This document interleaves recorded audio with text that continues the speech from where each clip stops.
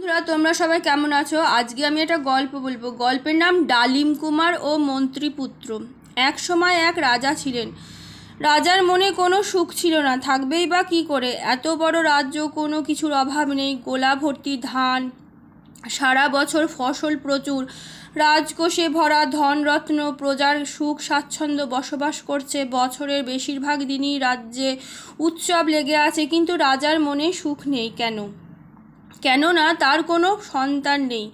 মৃত্যুর পর কে এই রাজ্যের ভার নেবেন? রাজার ছিল দুই রানী, সুয়োরানী আর দুয়োরানী। তাদের মনে সুখ নেই। সারাদিন ঈশ্বরের কাছে সন্তানের আশায় উপাসনা করে, না চোখের জল ফেলেন। এমনি একদিন এক সন্ন্যাসীর আবির্ভাব হলো। সন্ন্যাসী সিংহ দরজার সামনে চিৎকার করে বলতে লাগলেন, জয় শিবশম্ভু, কে আছো গো, ভিক্ষা দাও। কথাটা সুয়োরানীর কানে যাওয়া মাত্র সোনার থালায় আতপ চাল, কাঁচা কলা নিয়ে সিংহ দরজার বাইরে এলেন। সন্ন্যাসী ভ্রু কুঁচকিয়ে গম্ভীর কণ্ঠে বললেন, মা, তোমার মুখে হাসি নেই কেন? মনের কথা কি সবাইকে বলা যায়? সুয়োরানী মাথা নিচু করে রইলেন। সন্ন্যাসীর মনে সন্দেহ হলো। বললেন, তোমার ছেলেপুলে কয়টি মা? সুয়োরানী আর চোখে জল সামলাতে পারলেন না, ঝরঝর করে কেঁদে মাথা নাড়লেন। মানে একটাও নেই? সন্ন্যাসীর মায়া হলো, সান্ত্বনা দিয়ে বললেন, তোমার মতো সতী লক্ষ্মী এখনও মা ডাক শোনেননি? ঠিক আছে, তোমার পুত্র সন্তান হবে। এই নাও এই শিকড়, তোমার কাছে রাখো। প্রতিদিন সকালে সূর্য উদয় হওয়ার পূর্বে 100 বার শ্রীকৃষ্ণের নাম নিয়ে ডালিম ফুলের রস নিয়ে শিকড়টাকে ফুলের রসে ভিজিয়ে তুলে নিও। তারপর ভগবানের নাম করে মুখে ঢেলে দিও। আর একটা কথা মনে রেখো, রস খাওয়ার পূর্বে জল মুখে দেবে না। দেখবে 18 মাসের মধ্যে তোমার কোল আলো করে তোমার নয়নের মণি আসবে। তার গায়ের রং হবে ডালিম ফুলের মতো। তুমি তার নাম ডালিম কুমার রেখো। সুয়োরানীর মন আনন্দে ভরে উঠল। তাহলে এতদিনে ভগবান তার দিকে মুখ ফিরে চেয়েছেন। আনন্দে দিশাহারা হয়ে পড়লেন সুয়োরানী। বারবার সন্ন্যাসীর পায়ে ধুলো নিতে লাগলেন। সন্ন্যাসী সুয়োরানীকে বলল, তবে একটা কথা মনে রাখবে, রাজকুমারের প্রাণনাশ করার চেষ্টা করবে। রাজপ্রাসাদের সামনে যে পুকুর দেখছো, ওর মধ্যে বাস করে এক রাঘব বোয়াল। তার পেটে আছে একটা চন্দনের কৌটো, কৌটোর মধ্যে আছে সোনার হার। ওই সোনার হারই রাজকুমারের প্রাণ। তুমি তার জননী, তাই তোমাকে জানালাম। আর কাউকে কখনো একথা জানাবে না। এই বলে সন্ন্যাসী সুয়োরানীকে আশীর্বাদ করে চলে গেল। সুয়োরানী পর দিন থেকেই শুরু করলেন সন্ন্যাসী প্রদত্ত শিকড় ভিজিয়ে ডালিম ফুলের রস পান করা। এইভাবে একের পর একদিন কাটতে লাগলো। সুয়োরানী এখন আর বিষণ্ণ হৃদয় নিয়ে ঘুরে বেড়ান না, সব সময় প্রাণ চঞ্চল। এইভাবে প্রায় 7 মাস কেটে গেল। একদিন রাজমাতা আবিষ্কার করলেন তার সন্তান সম্ভাবনার কথা। রাজার কানে কথাটা যেতে আনন্দের সীমা রইল না। যথাসময়ে সুয়োরানীর কোল আলো করে একটা পুত্র সন্তান এলো। কি আশ্চর্য! তার রূপ দেখে সকলের চোখ ধাঁধিয়ে গেল। সকলেই জল্পনা করিতে লাগলো, এ নিশ্চয় ঈশ্বরের সন্তান। রাজার কানে খবর যাওয়া মাত্র মহারাজ রাজকোষ থেকে প্রচুর ধনরত্ন প্রজাদের দান করলেন। 7 দিন 7 রাত রাজ্যে আনন্দের বন্যা বয়ে গেল। মহারাজ বারবার ছেলের মুখ দেখেন আর মনে ভাবেন, আমি যেমনটি চেয়েছিলাম তেমনি পেয়েছি। রাজা আবার প্রাণচঞ্চল হয়ে উঠলেন, মন দিয়ে রাজকার্য শুরু করলেন। মন্ত্রীমহল হাঁপ ছেড়ে বাঁচল। ইদানিং রাজকার্যের ব্যাপারে মহারাজ যেন উদাসীন হয়ে পড়েছিলেন। তাতে করে মন্ত্রী গালে হাত পড়ে গিয়েছিল। দেখতে দেখতে রাজকুমার 6 মাসে পদার্পণ করল। রাজপ্রাসাদের সামনে বিরাট বড় প্যান্ডেল হলো। রাজকুমারের অন্নপ্রাশন। রাজ্যের সমস্ত প্রজাদের 5 দিন নেমন্তন্ন হলো রাজবাড়িতে। তারা পেট পুড়ে মন্ডা মিঠাই খেলো আর রাজপুত্রকে প্রাণ ভরে আশীর্বাদ করলো। সুয়োরানী সন্ন্যাসীর নির্দেশ মতো ছেলের নাম রাখলেন ডালিম কুমার। রাজকুমারকে নিয়ে রাজবাড়িতে প্রতিদিন প্রায় উৎসব হতে লাগলো। একের পর এক দিন চলে যায়। রাজকুমার ধীরে ধীরে বড় হতে থাকে। একদিন রাজকুমার ধুমধাম করে ৮ম বছরের জন্মদিন পালন করা হলো। ডালিম কুমার পায়রা নিয়ে খেলতে খুব ভালোবাসত। প্রতিদিন বিকালে রাজবাড়ি সংলগ্ন মাঠে ডালিম কুমার এক ঝাঁক পায়রা নিয়ে খেলা করত। মাঠে ও প্রান্তে ছিল দুয়োরানির সুন্দর প্রাসাদ। একদিন বিকালে ডালিম কুমার পায়রা নিয়ে খেলা করছিল। একটা পায়রা উড়ে গিয়ে বসলো দুয়োরানির প্রাসাদে। ডালিম কুমার ছুটতে ছুটতে চলে এলো দুয়োরানির প্রাসাদে, বলল, বড় মা, আমার একটা পায়রা তোমার ঘরে গেছে, পায়রাটা দাও না। ডালিম কুমারকে দুয়োরানি একদম সহ্য করতে পারতো না। তার কারণ ডালিম কুমার আসার পর থেকে মহারাজ সুয়োরানীকে নিয়ে সর্বক্ষণ মেতে থাকতেন। দুয়োরানির দিকে ফিরেও তাকাতেন না। দুয়োরানি কেমন করে শুনেছিল যে ডালিম কুমারের প্রাণ কোথাও যেন লুকিয়ে আছে। এই সুযোগ তিনি ছাড়লেন না। ডালিম কুমারকে আদর করে কোলে বসিয়ে বসালেন। তোমাকে একটা কথা জিজ্ঞাসা করব, সত্যি সত্যি বলবে, নয়তো তোমার পায়রা দেব না। ডালিম কুমার হো হো করে হেসে উঠে বলল, তুমি কি বোকা বড় মা? সবার প্রাণ যেখানে থাকে আমার প্রাণও সেখানে আছে। এই তো আমার বুকের মাঝখানেই প্রাণ আছে। না গো পাগল ছেলে, তোমার বুকে তোমার প্রাণ নেই। এক সন্ন্যাসী তোমার মাকে বলে গেছেন কোথায় তোমার প্রাণ রাখা আছে। আমি সেই জায়গাটার নাম তোমার কাছে জানতে চাইছি। ডালিম কুমার হাসতে হাসতে বলল, দূর, তুমি কিচ্ছু জানো না। অন্য কোথাও আমার প্রাণ থাকলে আমি জানতে পারতাম না? দুয়োরানি বলল, তুমি তো সব কিছুই শোনো, এখন আমার একটা কথা শুনবে। কি কথা? তুমি তোমার মাকে জিজ্ঞাসা করবে তোমার প্রাণ কোথায় থাকে। দেখো, আমার নাম করো না যেন। তুমি এমন জিজ্ঞাসা করবে, তুমি আমার কথা রাখো, তবে তোমাকে আমি পায়রা দেব। ডালিম কুমার বলল, আচ্ছা বড় মা, তাই হবে। তুমি এখন আমার পায়রাটা দিয়ে দাও। দুয়োরানি ডালিম কুমারের হাতে পায়রা দিয়ে বললেন, আমার কথা ভুলো না। ডালিম কুমার হাসতে হাসতে বলল, তোমার কথা কি ভুলতে পারি বড় মা? এই বলে ডালিম কুমার পায়রা নিয়ে আবার যথাস্থানে ফিরে পায়রাদের সঙ্গে খেলতে লাগলো। খেলতে খেলতে ডালিম কুমার দুয়োরানির কথা ভুলে গেল। সেদিন রাতে আর মাকে কিছু জিজ্ঞাসা করা হলো না। পরদিন বিকালে যথারীতি ডালিম কুমার পায়রাদের সঙ্গে বাগানে খেলা করছিল।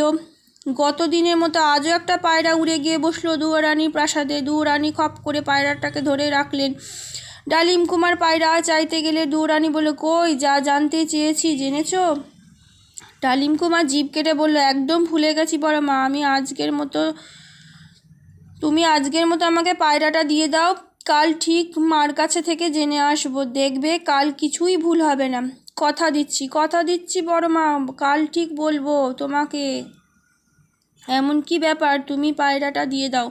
দুয়োরানি ডালিম কুমারের পায়রা ফিরিয়ে দিতে বললেন, মনে থাকে জানো, নয়তো আর পায়রা দেব না।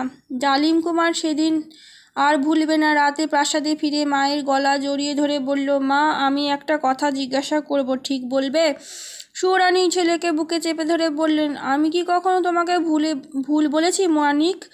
আচ্ছা মা, আমার প্রাণ কোথায় আছে? ডালিম কুমারের কথা শুনে সুয়োরানি আতঙ্কে উঠলেন। সর্বনাশ, ছেলে কি বলছে? নিজের মনে ভাব গোপন করে বললেন, ছি বাবা, তুমি এ কথা জানো না? সবার প্রাণ বুকের মাঝখানে থাকে, তোমার প্রাণও সেইখানে আছে। না না, আমি শুনেছি আমার প্রাণ নাকি বুকের মাঝখানে নেই। কে এক সন্ন্যাসী তোমাকে বলে গেছে আমার প্রাণ কোথায় আছে? সুয়োরানি বিপদের শঙ্কিত হয়ে বললেন, তোমাকে কে বলেছে এইসব কথা? তুমি বলো না মা। আমাকে কেউ বলেনি, আমি জানি আমার প্রাণ আমার বুকের মধ্যে নেই। সুয়োরানি এবার গম্ভীর কণ্ঠে বলল, বাজে কথা চিন্তা করে বৃথা সময় নষ্ট করো না। তোমাকে অনেক বড় হতে হবে, এই রাজ্যের ভার নিতে হবে। ডালিম কুমারের মুখ মলিন হয়ে গেল। অভিমানী গলায় বলল, তুমি আমাকে বলবে না, তোমার সঙ্গে আমি আর কখনো কথা বলবো না, খাবো না, পরবো না, এই তোমার সবার সঙ্গে আড়ি। মুখ কালো করে ডালিম কুমার তার ঘরে গিয়ে শুয়ে পড়ল। রাত অনেক ডাকাডাকি করেও খাওয়ানো গেল না। শেষ পর্যন্ত বাধ্য হয়ে সুয়োরানি বলে দিলেন, তোর প্রাণ কোথায় আছে। পরদিন ডালিম কুমার দুয়োরানির কাছে বলল, জানো বড় মা, তুমি ঠিকই বলেছ, আমার প্রাণ আমার বুকে নেই, আছে ওই পুকুরের রাঘব বোয়ালের পেটে চন্দনের কৌটোর মধ্যে। দুয়োরানি মনে মনে ফন্দি আঁটতে লাগলো, কীভাবে ডালিম কুমারের প্রাণ নাশ করা যায়। একদিন তিনি তার পরিচারিকাকে দিয়ে 2 বান্ডিল পাটকাঠি আনালেন। মাটিতে বিছানার মতো পাটকাঠি পেতে তাতে শুয়ে পড়ল। পরিচারিকা বললেন, মহারাজের কাছে গিয়ে বলতে রানীমার অসুখ করেছে। এই খবর পেয়ে মহারাজ হন্তদন্ত হয়ে এসে বললেন, বড় রানী, তোমার কি অসুখ করেছে? দুয়োরানী অশোকের ভান করে বললেন, মহারাজ আপনি তো এখন ব্যস্ত। ডালিম কুমার আসার পর থেকে সুয়োরানী আপনার সব। আমার কথা আপনার মনে পড়ে না? অশোকের কথা শুনে আমার ঘরে আপনার পদধূলি পড়েছে, এই আমার পরম সৌভাগ্য। মহারাজ বিচলিত হয়ে বলেন, এ কথা কেন বলছো বড়রানী? আমি কি তোমাকে অসুখী করে রেখেছি? তোমার রোগটা কি হয়েছে? দুয়োরানী ভনিতা করে চোখের জল মুছে বললেন, আমার দুর্ভাগ্য মহারাজ, নয়তো এমন রোগ শত্রুর যেন হয় না। সর্বশরীরে মটমট করে ভেঙে আছে, অসহ্য যন্ত্রণা, পাশ ফিরলে মনে হয় হাড় গুঁড়ো গুঁড়ো হয়ে যাচ্ছে। এই বলে রানী পাশ ফিরে শুলেন। সঙ্গে সঙ্গে চাদরের নিচে রাখা পাটকাঠিগুলো মটমট করে ভেঙে যাচ্ছে। পাটকাঠি ভাঙার শব্দে রাজা চমকে উঠলেন। মনে মনে ভাবলেন, সত্যি তো বড়রানীর কঠিন রোগ হয়েছে। সঙ্গে সঙ্গে ডেকে পাঠালেন রাজবদ্যিকে। বড়রানী সঙ্গে আগে থেকে রাজবদ্যির পরামর্শ করা ছিল। বৃদ্ধ বদ্যিমশাই মহারাজের সামনে উপস্থিত হলেন। মহারাজের মুখে রানীর রোগের কথা শুনে রাজবৈদ্য ভ্রু কুঁচকে উঠল। গালে হাত বোলাতে বোলাতে বলেন, কিছুক্ষণ পর বললেন, মহারাজ বড়রানী ভয়ঙ্কর রোগ হয়েছে, যে রোগ আক্রান্ত হলে রোগীকে সুস্থ করে তোলা দুষ্কর। এ রোগের চিকিৎসা একবারে সম্ভব নয়। আমাকে একবার বাড়িতে যেতে দিন, তারপর কাউকে পাঠিয়ে আমার বাড়ি থেকে চিকিৎসার বইগুলো আনিয়ে দিন। মহারাজ ব্যস্ত কণ্ঠে বললেন, না বদ্যিমশাই, বাড়ি যাওয়া এখন হবে না। আমি লোক পাঠিয়ে আপনার যাবতীয় বইপত্র আনিয়ে দিচ্ছি। রাজবদ্যির খুশি দেখে কে মনে মনে ভাবেন, পথ্য তৈরি করবা না ছাই করব। এই সুযোগে রাজবাড়ি ভালো ভালো খাবারের সঙ্গে মন্ডা মিঠাই তো খাওয়াই যাবে। আর তাছাড়া বড়রানী তো আড়ালে আমাকে পুরস্কার দেবেই। প্রায় 1 ঘন্টার পর রাজার অনুচর মাথায় করে নিয়ে এলো এক গাদা পুঁথি। থেকে একটা পুঁথি নিয়ে নাড়াচাড়া করছেন আর মাঝে মাঝে সংস্কৃত শ্লোক আওড়াচ্ছেন। মহারাজের নির্দেশে দুয়োরানী দামি সুগন্ধ ধূপ প্রদীপ জ্বালিয়ে রেখে গেলেন। রাজবদ্যি একের পর এক পুঁথি উল্টাচ্ছেন আর চিৎকার করে মন্ত্রপাঠ করছেন। এইভাবে চলতে লাগলো ঘন্টার পর ঘন্টা। একসময় রাজবদ্যি তার মন্ত্রপাঠ থামিয়ে শঙ্কিত স্বরে বললে, মহারাজ এ রোগের নাম হাড়মটমট। শাস্ত্রে আছে যে রোগ যার হয় তাকে যত তাড়াতাড়ি সম্ভব সুস্থ করে তোলা দরকার, নয়তো প্রাণনাশও হতে পারে। রাজবদ্যির কথা সকলে চমকে উঠলেন। মহারাজ ব্যস্ত হয়ে বললেন, আপনি বলুন বদ্যি রাজা, আমাকে কি করতে হবে? আমি এখনই তার যথাযথ ব্যবস্থা করছি। মহারাজ, এই রোগের একটি মাত্র পথ্য আছে। আপনার বাগানের সামনে যে জলাশয় আছে তার মধ্যে বাস করে একটি রাঘব বোয়াল। ওই বোয়াল মাছের পিত্তি দিয়ে এরকম তৈল তৈরি করে বড়রানীর সারা গায়ে মালিশ করলে তবে বড়রানী সুস্থ হবেন। মহারাজ সঙ্গে সঙ্গে জেলেদের ডেকে পাঠিয়ে জলাশয় থেকে রাঘব বোয়াল ধরলেন। সেই রাঘব বোয়ালের পেটে আছে ডালিম কুমারের প্রাণ। বড়রানীর প্রধান পরিচারিকা রাঘব বোয়ালের পেট চিরে চন্দনে কৌটো সংগ্রহ করে আড়ালে বড়রানীর হাতে তুলে দিলেন। এদিকে রাজবদ্যি 1 বোতল সাধারণ তৈল মহারাজের হাতে দিয়ে বললেন, মহারাজ, বড়রানীকে সুস্থ করে তোলার এই একমাত্র পথ্য। মহারাজ চিন্তা দূর হলো। মহারাজ রাজবৈদ্যকে খুশি হয়ে একটা সোনার মোহর উপহার দিলেন। 3-4 দিনের পর দুয়োরানীর খবর পাঠালেন তিনি সুস্থ হয়ে উঠেছেন। এ খবর পেয়ে মহারাজ আবার পুরস্কৃত করলেন রাজবৈদ্যকে। এদিকে দুয়োরানী প্রতিদিন গোপন স্থান থেকে চন্দনের কৌটো বার করে মনে মনে বলেন, এবার তোমায় কে বাঁচায় দেখি। আমায় অনেক কষ্ট দিয়েছ, আমি যখন ইচ্ছে তখনই তোমাকে মেরে ফেলতে পারি। এভাবে কেটে গেল আরও কয়েকটি মাস। একদিন দুয়োরানী সকালবেলায় গোপন স্থান থেকে চন্দনের কৌটো এনে মুখ খুলে সেই হাড় ছড়া হাতে তুলে নিলেন। এদিকে ডালিম কুমারকে বসিয়ে সুয়োরানী খাবার খাওয়াচ্ছিলেন। হঠাৎ ডালিম কুমার খাবার বন্ধ করে বিমর্ষ হয়ে উঠলেন। মা, আমার শরীরটা ভালো লাগছে না। রাজপুত্রের কথায় সুয়োরানী চমকে উঠলেন। তার নয়নের মণি এ কী বলছে? ছেলেকে সুয়োরানী বুকে টেনে নিয়ে ব্যস্ত স্বরে বললেন, তোমার কি হয়েছে সোনা? দুয়োরানী সোনার হারটা এবার নিজের গলায় পরে নিলেন। সঙ্গে সঙ্গে ডালিম কুমার মায়ের কোলে ঢলে পড়ল। সুয়োরানী বুক চাপড়ে চিৎকার করে কাঁদতে লাগলেন। মহারাজের কানে খবর যাওয়া মাত্র মহারাজ হন্তদন্ত হয়ে ছুটে এলেন। ডালিম কুমার এই অবস্থা দেখে মুচড়ে পড়লেন। মহারাজ ডেকে পাঠালেন রাজবৈদ্যকে। রাজবৈদ্য অনেকক্ষণ নাড়ি পরীক্ষা করে বিমর্ষ কণ্ঠে বললেন, মহারাজ, ডালিম কুমার আর বেঁচে নেই, এই বলে বৈদ্যরাজ দু হাতে মুখ ঢেকে কান্নার অভিনয় করতে লাগলেন। সুয়োরানী পুত্র শোকে পাগলের মতো হয়ে গেলেন। মহারাজ নিভৃতে একাকী বসে পুত্র শোকে চোখে জল ফেলছেন আর ভাবছেন, কেমন করে এমন ঘটনা ঘটল। ডালিম কুমারের মৃত্যুতে মহারাজের মনে সংশয় দেখা দিলে তিনি ডালিম কুমারের মৃতদেহ পোড়ালেন না। রাজ্যের শেষ প্রান্তে মহারাজ বিশ্রামের জন্য যে সুন্দর প্রাসাদ বানিয়েছিলেন, সেই প্রাসাদে সুসজ্জিত করে একটি ঘরে ডালিম কুমারকে রত্নখচিত পোশাকে আচ্ছাদিত করে শুইয়ে রাখলেন। প্রচুর খাদ্য, পর্যাপ্ত পোশাক সেই ঘরে মজুত করে রাখলেন। অনুমতি ছাড়া কোনো মানুষ যেন রাজার বাড়িতে প্রবেশ করতে না পারে। মহারাজ চোখের জল মুছতে মুছতে ডালিম কুমারের ঘর তালা বন্ধ করে রাজপ্রাসাদে ফিরে এলেন। ডালিম কুমারের প্রিয় সঙ্গী ছিল মন্ত্রীপুত্র। অকালে প্রিয় বন্ধুকে হারিয়ে খুবই একা হয়ে পড়েছে সে। মন্ত্রীপুত্র একদিন মহারাজের সঙ্গে দেখা করে কাঁদতে কাঁদতে বললেন, মহারাজ, আমি এখন সম্পূর্ণ একা হয়ে পড়েছি। রাজকুমারের অকাল মৃত্যুতে সঙ্গীহীন হয়ে এমন সময় কাটাতে চাইছি যে অনুগ্রহ করে আপনি যদি আমাকে আপনার বাগান বাড়িতে ডালিম কুমারের পাশে কয়েক মুহূর্ত কাটাবার অনুমতি দেন, তবে আমি নিদ্রায় মগ্ন বন্ধুর সঙ্গে নিভৃতে কিছুটা সময় কাটাতে পারব। মন্ত্রীপুত্র কাতর অনুরোধে মহারাজ ফেলতে পারলেন না। মন্ত্রীপুত্রের হাতে ডালিম কুমারের ঘরের চাবি তুলে দিয়ে বলেন, প্রতিদিন সে যেন একবারই বেশি ডালিম কুমারের ঘরে না যায়। এদিকে একমাত্র সন্তানের দুঃখে সুয়োরানী খাওয়া দাওয়া ছেড়ে দিলেন। রাজপ্রাসাদের এক কোণে সারাদিন চোখে জল ফেলেন আর ডালিম কুমারের কথা ভাবেন। কারোর সঙ্গে দেখা করেন না। আর মহারাজ আর কি করেন? সুয়োরানীর এই অবস্থা, নিজের মনেও শান্তি নেই। মহারাজ এরপর থেকে অবসর মুহূর্ত কাটাতে লাগলেন দুয়োরানীর প্রাসাদে। দুয়োরানী তো এটাই চেয়েছিলেন, তার মনোবাসনা পূর্ণ হয়েছে। তবে দুয়োরানী সারাদিন হাড় পরে থাকলেও রাত্রিবেলা সে হাড় খুলে ফেলতেন, পাছে যদি মহারাজের নজর পড়ে, মহারাজের মনে কোনো রকম সন্দেহে উদ্রেক হয় সেই জন্য।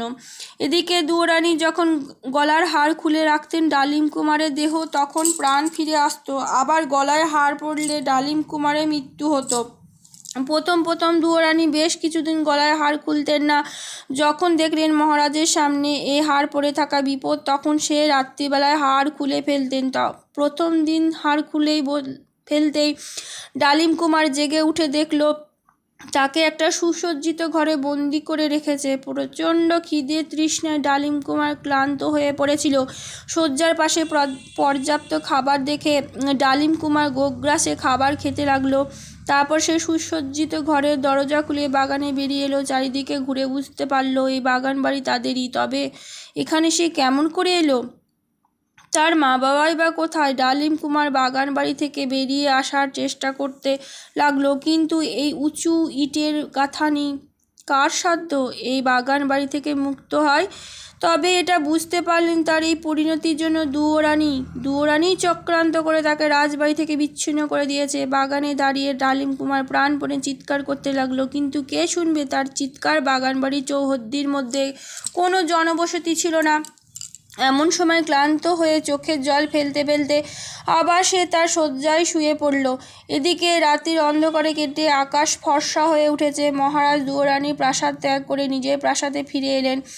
মহারাজ চলে যেতে দুয়োরানী গোপন স্থান থেকে হার নিয়ে আবার গলায় পড়লেন, আর সঙ্গে সঙ্গে ডালিম কুমার বাগান বাড়িতে মারা গেল। এভাবে দিনের পর দিন চলতে লাগলো। ডালিম কুমারের দেহ মধ্যরাতে প্রাণ ফিরে পেত আর ভোর হবার পূর্বে মারা যেত। মন্ত্রীপুত্র প্রতিদিন দিনের বেলা বন্ধুর শয্যার পাশে বসে নীরবে চোখের জল ফেলত, বিদায় নিত। মন্ত্রীপুত্রের মনে কেমন যেন সন্দেহ হলো। কতদিন হলো রাজপুত্র মারা গেছে, অথচ তার দেহে কোনো পরিবর্তন হচ্ছে না। যে শয্যায় ডালিম কুমার শায়িত তা দেখেও কখনো মনে হয় না যে সে মৃত। পচনের কোনো লক্ষণ নেই। তাছাড়া শয্যার পাশে সেসব খাবার রাখা হয়েছে, তার অবশিষ্টাংশ এখনও পড়ে আছে। বুদ্ধিমান মন্ত্রীপুত্র কিন্তু এ ঘটনা কাউকে জানালো না, এমনকি মহারাজের কাছেও বেমালুম চেপে গেল। ব্যাপারটা মন্ত্রীপুত্র সচক্ষে দেখতে চায়। একদিন গভীর রাতে মন্ত্রীপুত্র নিঃশব্দে বাগান বাড়িতে প্রবেশ করলো। ডালিম কুমার তখন দেহে প্রাণ ফিরে পেয়েছিল, ঘরের মধ্যে পায়চারি করছিল। মন্ত্রীপুত্র সন্তর্পণে ঘরের দরজায় কান পাততে চমকে উঠলেন। কে যেন ঘরের মধ্যে পায়চারি করছে। মন্ত্রীপুত্র ছিল ভীষণ সাহসী ও তেমনি বুদ্ধিমান। দরজার ফাঁকা অংশে চোখ রাখতেই দেখতে পেল তার প্রিয় বন্ধু ডালিম কুমার ঘরময় পায়চারি করছে। এক মুহূর্তের জন্য চমকে উঠলেন, সামনে নিলেন মন্ত্রীপুত্র। তারপর দরজায় মৃদু আঘাত করে ডাকতে লাগলেন, ডালিম কুমার, ডালিম কুমার। নিজের নাম শোনামাত্র ডালিম কুমার পায়চারি বন্ধ হয়ে গেল। বন্ধ দরজার সামনে দাঁড়িয়ে মৃদু কণ্ঠে জিজ্ঞাসা করল, কে? আমি মন্ত্রীপুত্র। মন্ত্রীপুত্র শোনামাত্র ডালিম কুমার দরজা খুলে দিল। প্রায় 2 বছর ডালিম কুমার একাকী কাটিয়ে হাঁপিয়ে উঠেছিল। এতদিন পরে প্রিয় বন্ধুকে পেয়ে জড়িয়ে ধরে আদর করতে লাগলো। এক সময় 2 বন্ধু শয্যার পাশে আসন গ্রহণ করল। মন্ত্রীপুত্রের তখন মনে হচ্ছিল সে জেগে নেই। নিজের গায়ে চিমটি কেটে ঘুমিয়ে আছে না জেগে আছে সেটা পরখ করে নিল। এক সময় মন্ত্রীপুত্র ডালিম পুত্রকে জিজ্ঞাসা করল, কিভাবে এমন ঘটনা ঘটল? ডালিম কুমার প্রথম থেকে সব ঘটনা খুলে বলল। দুয়োরানির কথা, তার প্রাণ, সেই সোনার হারের কথা সব শুনে মন্ত্রীপুত্র বুঝল এসবই দুয়োরানির কারসাজি। দুয়োরানি যেভাবেই হোক সেই সোনার হার হাত করেছে। মন্ত্রীপুত্র ডালিম কুমারকে আশ্বস্ত করে সেদিনকার মতো বাগান বাড়ি পরিত্যাগ করলো। এদিকে ভোর হওয়ার সঙ্গে সঙ্গে দুয়োরানি সোনার হার গলায় দিলে ডালিম কুমার মারা গেল। সেদিন পর থেকে মন্ত্রীপুত্র দুয়োরানিকে চোখে চোখে রাখত। প্রতিদিনই মন্ত্রীপুত্র দেখতে পায় দিনের বেলা দুয়োরানি একগাছা সোনার হার পরে থাকে, আবার রাত হলেই সেই হার খুলে রাখে। মন্ত্রীপুত্র মনে মনে ভাবে, এই হারই ডালিম কুমারের প্রাণকেন্দ্র। যেভাবেই হোক এই হার দুয়োরানির কাছ থেকে হাতাতে হবে। কিন্তু হাতাবো বললেই কি হাতানো সহজ? সেরকম কোনো সুযোগই পাচ্ছে না। মন্ত্রীপুত্র সেদিনের পর থেকে 2 বন্ধু অনেক সুখ দুঃখের গল্প করে। আবার ভোর হবার পূর্বে বন্ধুর কাছ থেকে বিদায় নিয়ে মন্ত্রীপুত্র নিজের মহলে ফিরে আসে। এইভাবে কেটে গেল আরও 3টে বছর। স্বর্গলোকে ভাগ্যদেবতা এক বোন ছিল। বোনের এক কন্যা সন্তান হয়। সন্তান হবার পর বোন তার নবজাতক শিশুকে দাদা ভাগ্যদেবতার ঘরে রেখে আসতো। কারণ ভাগ্যদেবতাই তো সকলের ভাগ্য নির্ধারণ করে দেন। এই রাতি তো যুগ যুগান্তর ধরে এই রীতি চলে আসছে।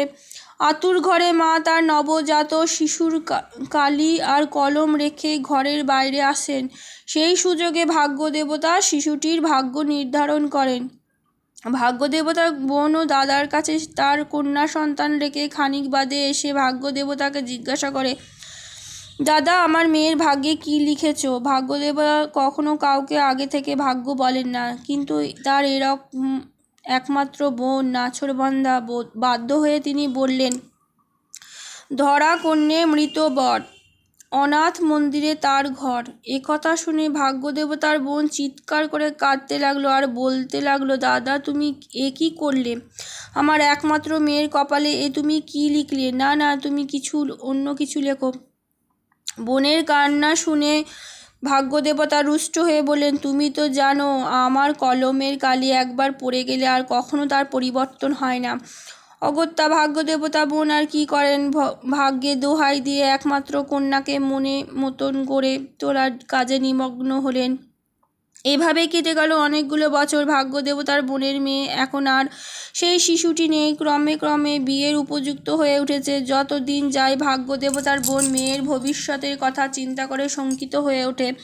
মনে মনে সংকল্প করে যেভাবে হোক এই দুর্ভাগ্যকে খণ্ডাতে হবে। দাদাকে পরিত্যাগ করে ভাগ্যদেবতার বোন কন্যাকে নিয়ে নানান দেশে ঘুরতে ঘুরতে হাজির হলো ডালিম কুমারের বাগান বাড়ির সামনে। পথশ্রমে ক্লান্ত হয়ে মেয়ে তার মাকে বলল, মা, আমার খুব জল তেষ্টা পেয়েছে। কাপড়ে আঁচল দিয়ে মেয়ের কপালে ঘাম মুছে মা বলল, তুমি তাহলে এখানে অপেক্ষা করো, আমি জল নিয়ে আসি। একমাত্র কন্যা মাথা নেড়ে সম্মতি জানাতে মা চলে গেল জল আনতে। চুপ করে দাঁড়িয়েছিল ভাগ্যদেবতা। মেয়ে কিন্তু এভাবে ততক্ষণ দাঁড়িয়ে থাকবে কখন তার মা জল আনতে গেছে। সামনে সুসজ্জিত বাগান থেকে তার মনে বাগান দেখার লোভ জাগলো। ধীর পায়ে লোহার গেট ঠেলে বাগানে প্রবেশ করলো। চারিদিক রং বেরঙের ফুলের বাহার দেখে তার মন খুশিতে ভরে উঠল। বাগানে কিছুটা পথ অতিক্রম করতে দেখতে পেল একটা সুন্দর প্রাসাদ। প্রাসাদে একটি ঘর থেকে আলো ঠিকরে বাইরে আসছে। কৌতূহলী হয়ে দরজা ঘরের দরজা ঠেলে প্রবেশ করতে চমকে উঠল। দেখল সুসজ্জিত ঘরে বসে রূপবান যুবক। ডালিম কুমার অবাক হয়ে গেল। মেয়েটি রূপে মুগ্ধ হয়ে গেল। বিস্মিত কণ্ঠে জিজ্ঞাসা করলো, কে তুমি? এত রাতে এখানে এলে কি করে? মেয়েটির মুখে হাসি ফুটে উঠল। মৃদু কণ্ঠে মেয়েটি বলল, আগে বলো তুমি কে? আমি রাজপুত্র ডালিম কুমার। আর তুমি? আমি ভাগ্যদেবতার ভাগ্নি। এই বলেই সে তার সমস্ত ঘটনা ডালিম কুমারকে খুলে বলল। তার মামা ভাগ্যদেবতা তার কপালে কি লিখেছে, ধরা কন্যে, মৃত বর, অনাথ মন্দিরে তার ঘর, সব শুনে ডালিম কুমারের মন আনন্দে ভরে উঠল। সে তখন তার জীবন কাহিনী বলল, দুয়ারানির কথা বলল। শেষে বলল, দেখো, আমার মনে হয় ভাগ্যদেবতা তোমাকে আমার জন্যই সৃষ্টি করেছেন, আমার কাছে পাঠিয়েছেন। আমি তোমার মৃত স্বামী, আর এই প্রাসাদ অনাথ আশ্রমের সামিল।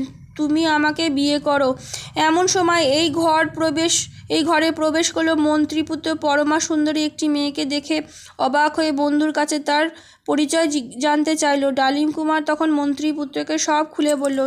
সব শুনে মেয়েটিকে বলল, ডালিম কুমার ঠিকই বলেছ, বিধাতা তোমার স্বামী হিসাবে ডালিম কুমারকে নির্বাচন করেছেন। তুমি আর অমত করো না, আমি এক্ষুনি তোমাদের বিবাহের ব্যবস্থা করছি। কিন্তু পুরোহিত নেই, মন্ত্রপাঠ করবে কে? মন্ত্রপাঠ ছাড়া কি বিয়ে হয় নাকি? মন্ত্রীপুত্র বলল, শাস্ত্রে আছে, পরস্পরকে মতামত এবং বরকনের মালা বদলের মাধ্যমে গান্ধর্ব মতে বিয়ে করা যায়। সুন্দরী কন্যা আর আপত্তি করল না। মন্ত্রীপুত্র বাগান থেকে ফুল সংগ্রহ করে সেই ফুল দিয়ে মনের মতন দুটো মালা গাঁথল। তারপর মেয়েটির হাতে দিয়ে বলল, কন্যে, এই মালা তুমি ডালিম কুমারের গলায় পরিয়ে দাও। অন্য মালাটি ডালিম কুমারের হাতে তুলে দিয়ে বলল, তুমি এইটি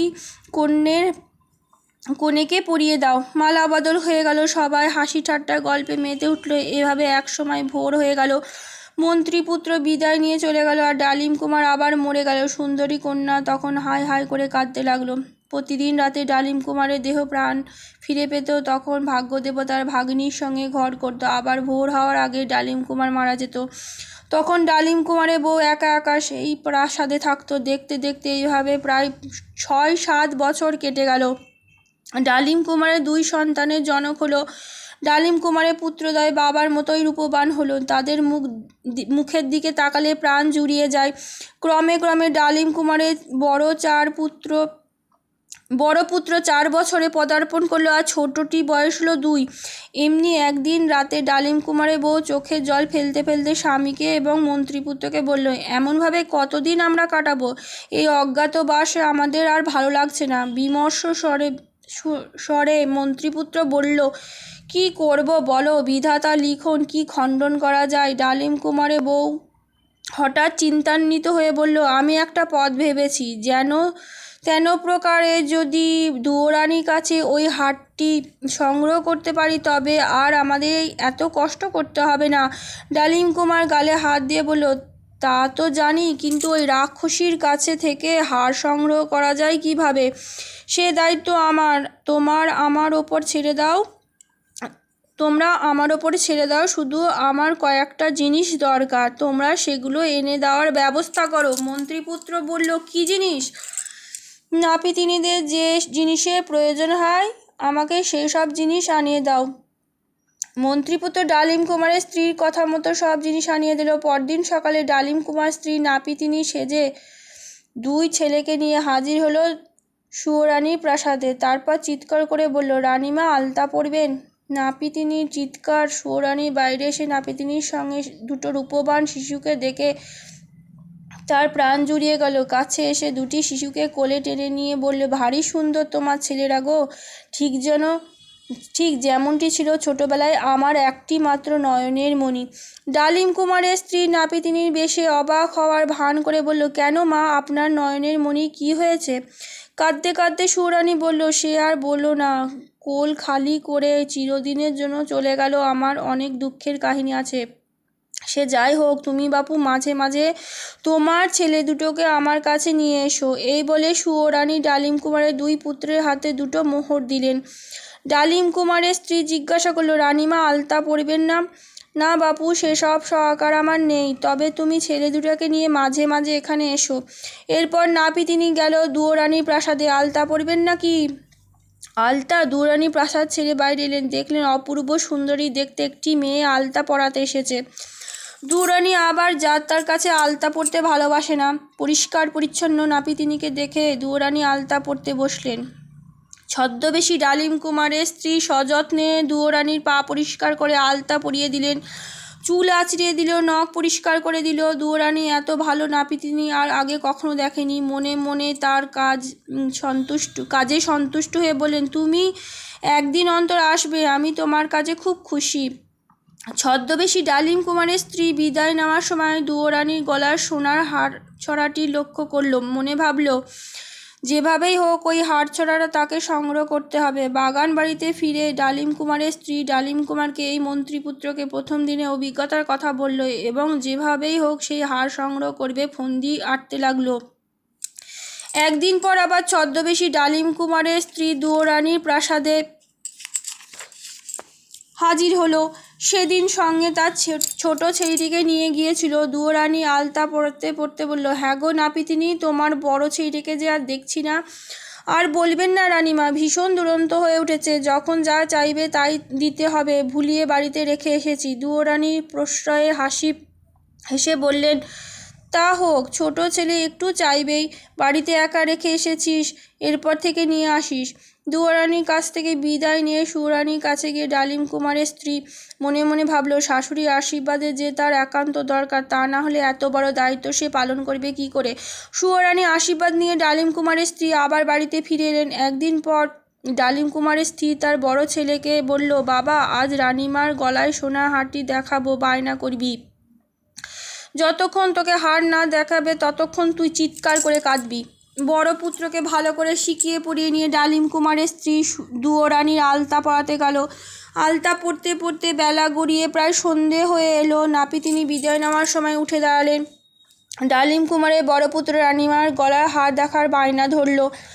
নাপিতিনী কপট রাগে বললেন, ও কি বলছো বাছা, ওর অনেক দাম, হাত দিতে নেই। না না, আমি দেখব, এই বলে বড় পুত্র কাঁদতে লাগলো। দুরানী ব্যাপারটা বুঝতে না পেরে নাপিতিনীকে জিজ্ঞাসা করলো, কি গো, তোমার ছেলে কি চাইছে? আর বলবেন না রানীমা, এই জন্যই তো আমি ওকে কোথাও নিয়ে যাই না, আপনার ওই হারটা দেখতে চাই। দুরানী বলল, ও এই ব্যাপার, তা দেখুক না হারটা। এই বলে দুরানী গলার হার খুলে বড় ছেলেকে হাতে দিল। বড় ছেলে হারটি নিয়ে নড়াচড়া করতে লাগলো। একসময় নাপিতিনী বলল, বাবা, এবার রানীমার হার রানীমাকে দিয়ে দাও, আমরা বাড়ি যাব। বড় ছেলে বায়না করে বলল, না না, আমি এই হার নেব। দুরানী এবার চোখ বড় বড় করে বললেন, না না, ও হার নিয়ে কাউকে দেব না, তোমাকে অন্য হারটা দেব। নাপিতিনী কপট রাগ করে বলল, দস্যি ছেলে, দিয়ে দাও রানীমার হার। না, আমি দেব না। এই বলে বড় ছেলে চিৎকার করে কাঁদতে লাগলো। সেই কি কান্না, চোখ মুখে লাল হয়ে গেল। নাপিতিনী এবার কাঁদো কাঁদো গলায় বলে, এই জন্য আমি দস্যি ছেলেকে নিয়ে আসি না। এখন আমি কি করব রানীমা? না বাপু, ওই হার আমি কাউকে দিতে পারবো না, বরং তুমি ছেলেকে অন্য কোনো হার নিয়ে দাও। নাপিতিনী বড় ছেলের কাছ থেকে হার কেড়ে নিতে গেল। সঙ্গে সঙ্গে বড় ছেলে আরও জোরে চিৎকার করে কাঁদতে লাগলো। তখন নাপিতিনী রানীমার কাছে হাত জোর করে বলল, রানীমা, এখন হার কেড়ে নিতে গেলে একটা দক্ষযজ্ঞ বেঁধে যাবে। রাতে যখন ও ঘুমিয়ে পড়বে তখন আপনার হার আমি ফেরত দিয়ে যাব। দুরানী মনে মনে ভাবল, ডালিম কুমার তো মরে গেছে, আর তাছাড়া কয়েক ঘন্টার পরে হার ফিরিয়ে দিবে বলেছে। দুরানী বললেন, সত্যি তোমার দস্যি ছেলে, আহা, রাতে কিন্তু হার ছাড়া ফেরত দিয়ে যেও, হার ছড়াটি ফেরত দিয়ে যেও। নাপিতিনী দুরানীকে আশ্বস্ত করেন। আনন্দে নাচতে নাচতে বাগান বাড়িতে ফিরে এলো। ডালিম কুমার তখন জেগেই ছিল। ডালিম কুমারের স্ত্রী স্বামীর হাতে আর প্রাণ সেই হার ছড়া তুলে দিতে মন্ত্রীপুত্র সবাই ডালিম কুমারের স্ত্রীর প্রশংসা করতে লাগলো।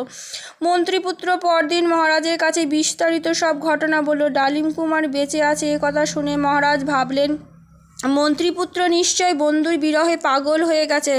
কিন্তু যখন মন্ত্রীপুত্র প্রথম থেকে সব ঘটনা বলল তখন মহারাজের আনন্দ দেখে কে? একমাত্র পুত্রের মৃত্যুতে তিনি বিহ্বল হয়ে গিয়েছিলেন। নতুন করে আবার তার মনে আনন্দের জোয়ার দেখা গেল। রাজপুত্র এবং পুত্রবধূকে ফিরিয়ে আনার জন্য সুসজ্জিত সোনার রথ, অপরূপ সাজে সজ্জিত হাতি আর ঘোড়া নিয়ে চললেন বাগান বাড়ির উদ্দেশ্যে। মহারাজ সবার আগে চলেছেন। বাগান বাড়িতে উপস্থিত হলো রাজপুত্র ডালিম কুমার এবং তার স্ত্রী বাবার পায়ে হাত রেখে প্রণাম করল। মহারাজ হারানো ছেলেকে ফিরে পেয়ে বুকে জড়িয়ে ধরে কেঁদে ফেললেন।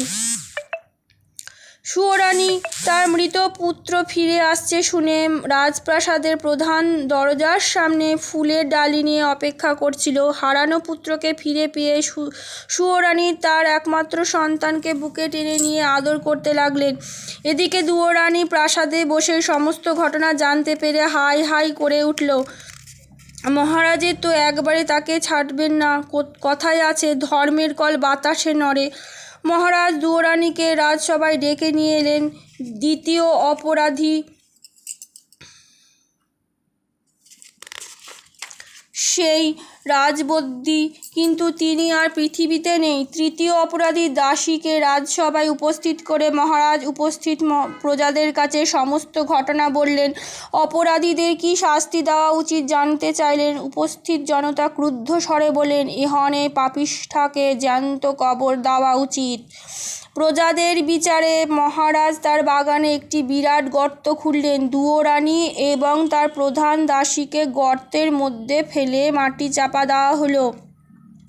তারপর মহারাজ উপস্থিত সকলের উদ্দেশ্যে বললেন, অন্যায় অবিচারের শাস্তি সকলকে পেতেই হবে, তার যে মহলে বাস হোক না কেন, সে যে বংশের মানুষ হোক না কেন। তারপর মহারাজ রানীমা, একমাত্র পুত্র, কুলবতী পুত্রবধূ এবং 2 নাতিকে নিয়ে বাকি জীবন আনন্দে কাটাতে লাগলেন। আজকের মতন গল্প এইটুকুনি। কেমন লাগলো জানাবে। ভালো থাকবে, খুশি থাকবে আর আনন্দে থাকবে।